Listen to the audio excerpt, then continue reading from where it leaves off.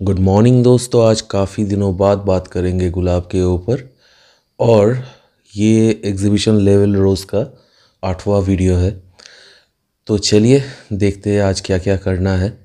Actually ये video मैं last week में ही देने वाला था, लेकिन due to the weather condition of our place, मतलब इतना ज़्यादा कोहरा और बादल छाए हुए हैं यहाँ पे, तो मैं ठीक तरह से यहाँ पे केमिकल एप्लीकेशन नहीं कर पा रहा था। और एक चीज़ आपको मैं बता देना चाहूँगा, जो मैं नॉर्मल रोज़ेस का वीडियो देता हूँ वो सारे इनमें लागू होते हैं। जो स्पेसिफिक केमिकल एप्लीकेशन है वही मैं अलग से आपके लिए देता हूँ। ऐसा नहीं कि सिर्फ आप यही वाला सीरीज़ को फॉलो करें, आप नॉर्मल जो मैं वीडियो डाल रहा हूँ रोज़ेस के ऊपर उसे भी ज़रूर देखें, नहीं तो बीच में मिस हो जाएगा आपका।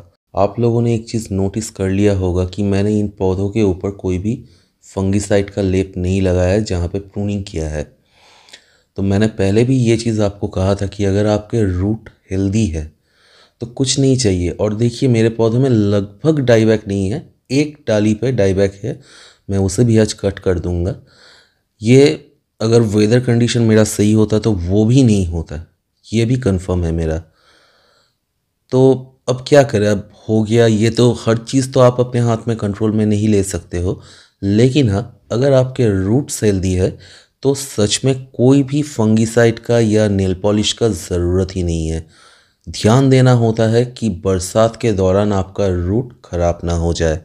इसके लिए जो सब एप्लीकेशन मैंने आपको बता के रखा है उसे ज़रूर से फॉलो करें।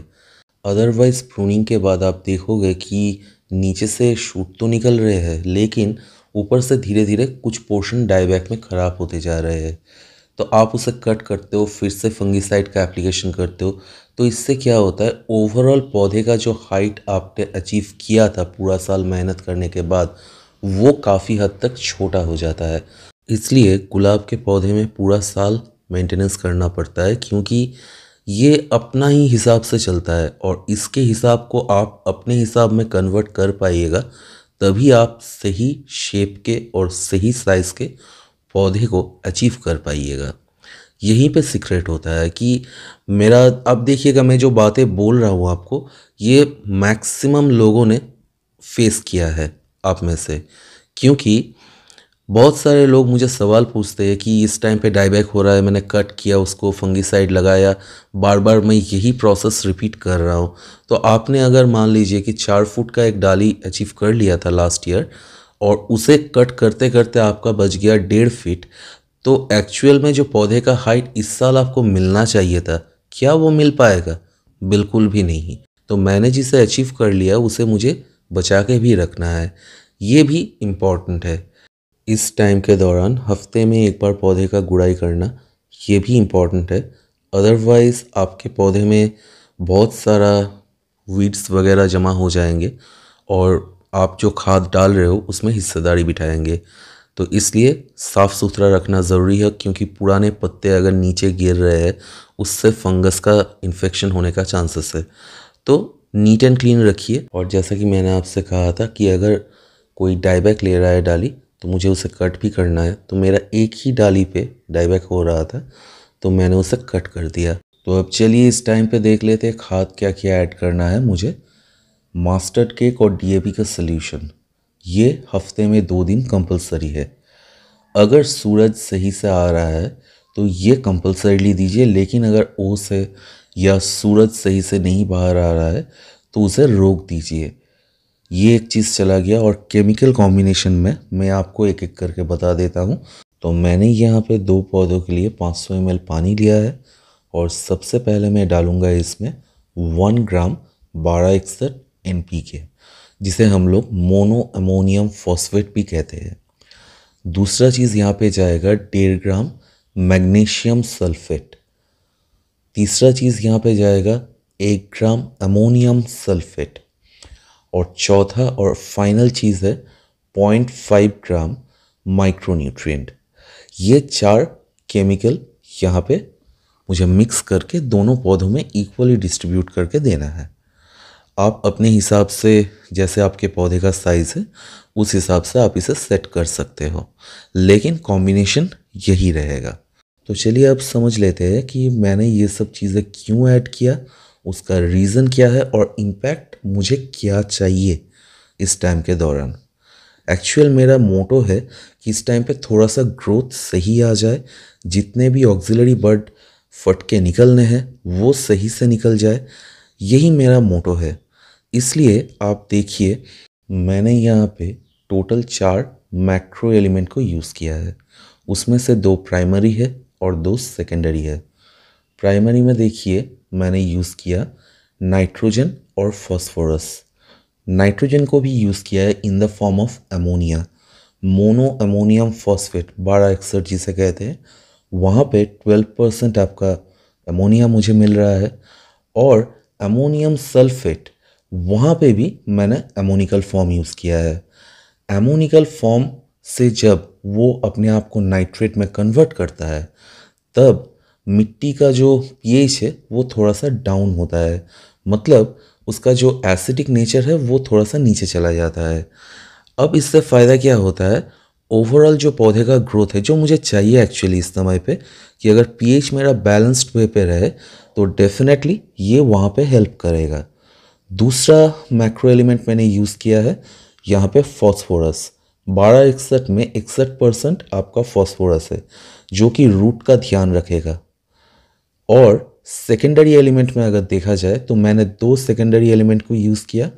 पहला है आपका मैग्नीशियम, जो कि गुलाब को एक्चुअली आप कहीं पे भी पढ़िएगा गुलाब के बारे में तो वहाँ पे लिखा रहता है कि रोज़ लव मैग्नीशियम। तो जो लोग नॉर्मली अपने गार्डन के लिए गुलाब करते हैं वो भी अगर हफ्ते में एक दिन 1 ग्राम प्रति प्लांट के हिसाब से मैग्नीशियम सल्फेट का एप्लीकेशन करे तो पौधे का ग्रोथ अलग ही लेवल पे जाएगा, आपको अच्छा भी लगेगा। ये आप अप्लाई कर सकते हो, किसी भी पौधे में कर सकते हो, और कोई भी मेडिकल शॉप में ये पर्टिकुलर चीज़ अवेलेबल है। मैग्नीशियम का बेसिक रोल प्ले है जो क्लोरोफिल होता है पत्तों के ऊपर उसे एनहांस करना। पत्ते में क्लोरोफिल अगर सही मात्रा में आ गया तो ऑटोमेटिकली उसका जो आउटपुट है वो भी सही रहेगा, क्योंकि ग्लूकोज का प्रोडक्शन में क्लोरोफिल का एक काफ़ी इम्पॉर्टेंट रोल प्ले रहता है। जितना ज़्यादा क्लोरोफिल आपके पत्तों में होगा उतना ज़्यादा ग्लूकोज पौधा प्रोड्यूस कर पाएगा और आपको आउटपुट भी उतना ही अच्छा मिलेगा। और फाइनल चीज़ यहाँ पे हम लोग जो ले रहे हैं सल्फ़र, मतलब मैग्नीशियम सल्फेट में से सल्फ़र निकल रहा है और अमोनियम सल्फेट में से भी सल्फ़र निकल रहा है। सल्फ़र बेस में जाने का मतलब है मिट्टी या मीडिया थोड़ा सा एसिडिक हो जाएगा। मतलब आप लोग अगर ध्यान दें तो मैंने टोटल जो खाद बनाया है यहाँ पे वो मिट्टी या मीडिया को एसिडिक करेगा, जिसका मतलब है कि पौधा अपना जो ग्रोथ है, जो न्यूट्रिशन इनटेक पार्ट उसका है वो सही से कर पाएगा। और यहीं पे हमारा मेन इंटेंशन रहता है, पौधा अगर वो जो पीएच लेवल है वो 7 से नीचे रहे तो ही पौधा सही तरीके से ऊपर जा पाएगा। और फाइनल जो मैंने यूज़ किया है माइक्रोन्यूट्रिएंट, उसमें एक चीज़ का ध्यान रखें कि आयरन उसमें कंपलसरीली हो। अभी चलिए देख लेते हैं मुझे यहाँ पे दवाई क्या क्या यूज़ करना है। सबसे पहले फंगिसाइड का बात कर लेते हैं। मैं यहाँ पे एमिस्टर टॉप का एप्लीकेशन करता हूँ। एमिस्टर टॉप काफ़ी महंगा दवाई है, कॉम्पोजिशन आपको स्क्रीन में दिख रहा है, और ये काफ़ी अच्छा भी है। 15 दिन में एक बार 1 ml पर लीटर के हिसाब से आपको देना है। इसका सबसे बड़ा प्लस पॉइंट है कि पत्तों के ऊपर कोई दाग धब्बा नहीं लगता है और एप्लीकेशन भी काफ़ी कम मात्रा में किया जाता है। दूसरा चीज़ मुझे यहाँ पे जो अप्लाई करना है वो है कॉन्फीडर, इमिडाक्लोप्रिड ग्रुप का। ये सबसे महंगा और सबसे अच्छा दवाई माना जाता है। इसका एप्लीकेशन होता है 0.5 ml पर लीटर के हिसाब से। अगर आप इसे नहीं खरीदना चाहते हो तो इमिडाक्लोप्रिड ग्रुप का आपको जो भी दवाई अवेलेबल हो आपके मार्केट प्लेस में आप उसे ही यूज़ कीजिए, वो भी इसके आसपास ही काम करता है। हाँ, 100% सेम तो नहीं, लेकिन इसके आसपास ही काम करता है। लेकिन आप अगर स्पेसिफिकली कॉन्फिडर का यूज़ कर रहे हो तो 0.5 ml से बिल्कुल ऊपर मत जाइए। और ये फाइनल दवाई है, ये एक इंसेक्टिसाइड है डायरेक्ट, क्योंकि इस टाइम पे मैं लास्ट में आपको दिखा दूंगा मुझे ये क्यों यूज़ करना हो रहा है।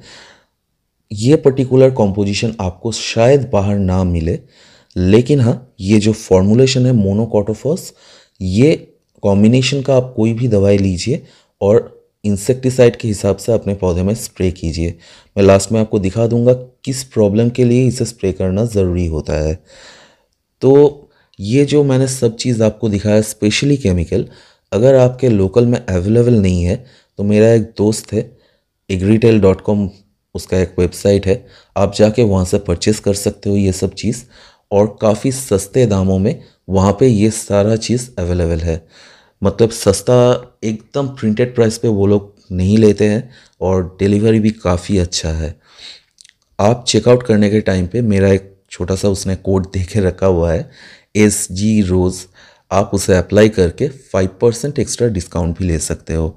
कोई भी पेस्टिसाइड, फंगिसाइड, इंसेक्टिसाइड या खाद, केमिकल खाद स्पेसिफिकली, वहाँ पे सारा चीज़ अवेलेबल है।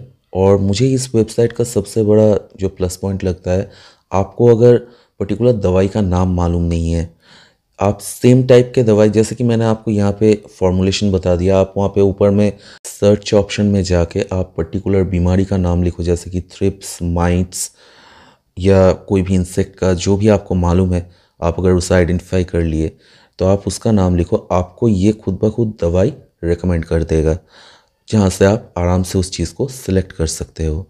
तो यहाँ से आप ले सकते हो, ये काफ़ी ट्रस्टेड जगह है।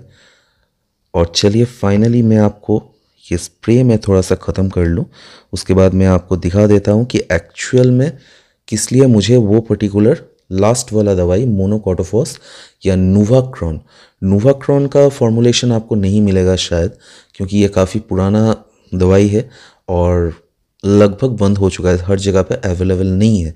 लेकिन मोनोकोटोफॉस अवेलेबल है, आप उस फॉर्मूलेशन का दवाई ले सकते हो।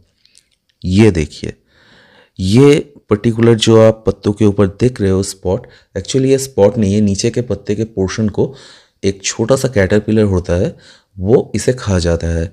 तो मोनोकोटोफॉस से वो काफ़ी जल्दी रिमूव हो जाता है, मतलब आप एक बार या दो बार स्प्रे कर दिए तो वो कंप्लीटली रिमूव हो जाएगा। और ये सब का स्प्रे स्पेसिफिकली आप शाम के वक्त किया कीजिए, क्योंकि जितने भी ख़राब कीड़े मकोड़े हैं, जितने भी ख़राब फंगस वगैरह है, सारे शाम के वक्त ही एक्टिवेट होते हैं। तो सुबह देके बहुत ज़्यादा फ़ायदा आपको कुछ होने वाला है नहीं, उससे उल्टा आपको एक नुकसान होता है कि अपना जो दोस्त है बटरफ्लाई, मधुमक्खी, इन सब को अलग से परेशानी होता है। तो चलिए दोस्तों, आज के लिए बस इतना ही, मिलते हैं अगले वीडियो पे। ये मैंने एक छोटा सा ट्राई किया था, सेलोसिया का प्लांट, एक ही पौधा लगाया था, तो चलिए फूल तो आ गए, इसलिए आपको दिखा दिया कि कैसे बना है। कमेंट में लिखिएगा। चलिए आज के लिए यहीं तक, मिलते हैं अगले वीडियो पे।